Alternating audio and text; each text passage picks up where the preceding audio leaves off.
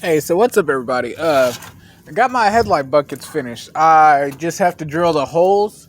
I sanded them yesterday while I was outside playing with the neighbors' kids and my kids and stuff, and it was just like boredom. Started sanding them, and I didn't get it on video. But my last video I left off, there was like a huge thick layer of fiberglass filler right here. It's not the best sanding, but I'm gonna continue to sand it before I finish it, before I install them. Uh, I, ooh, my stomach's a little fucked up. I was sanding them by hand with little circle orbital pads like that. I started off with 60, then 80, 120, then 220 to get the little fine feel. I used the orbital, if I said that right. I used that a little bit, but nothing major, because then it started to eat away at the plastic. And so I used it a little bit to knock down like the major areas that were really big, and then I also used it to help shape this. When I went to install it to practice fit test. Here, hold on. All right, see, to do a practice fit. I don't know if you can see it. All right, there we go. That lines up perfect. Lines up somewhat perfect, but then you come in here and you see how like the little guide right there isn't all the way flush. It's crumpled in some, and when it was wrecked, I guess they didn't fix it all the way. I knew it was off some, because right there isn't lining up, so I knew it was off some. So I found radiator core support. It's like 2 to 3 hours away.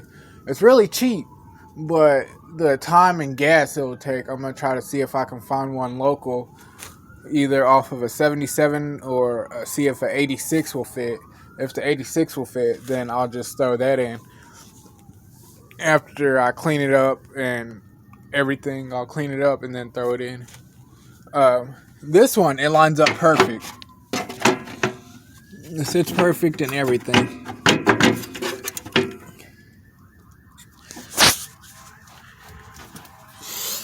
You see, let it focus. There's one of the little holes right there, how that one sits flush, and then that one down there sits flush. It's not doing that on the other side. So I'm at a stopping point because of that. But I've been debating on how I'm gonna try to drill my marking holes for my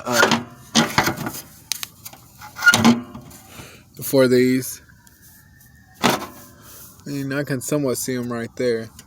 I'm gonna try to figure that out too, and then figure out how to drill the two that go on the metal piece, the metal nose part, and drill this hole right here. But I'm holding off on doing all the holes and stuff until after I replace my core support, because it's bent. I mean, I can place them in, but I want everything to be A1 straight. If I'm putting this much time and work into my car, I want everything to line up like it's supposed to. Like, that's really just how it's supposed to be. If you're building a car and putting all this time and effort into it, you might as well make sure it's done right. But I mean, it looks good. I mean, I'm proud of how it turned out. I'm proud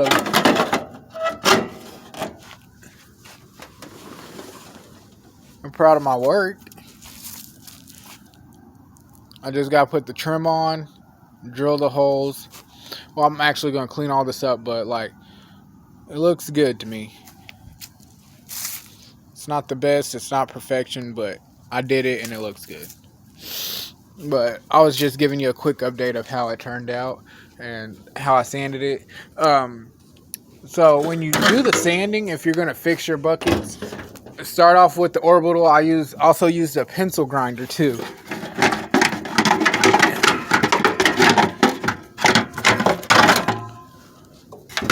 I also used a pencil grinder for the areas right through here and right here.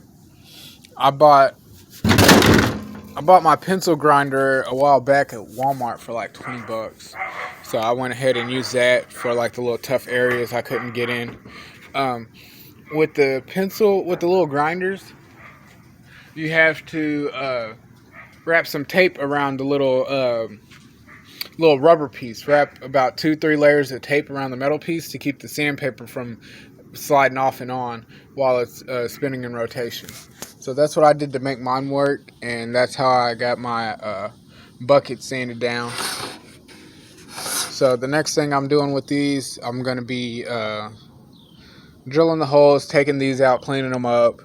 I'm going to paint this one and that one, and then I'm going to put the light back in, but I'm putting everything on hold until after I get a core support.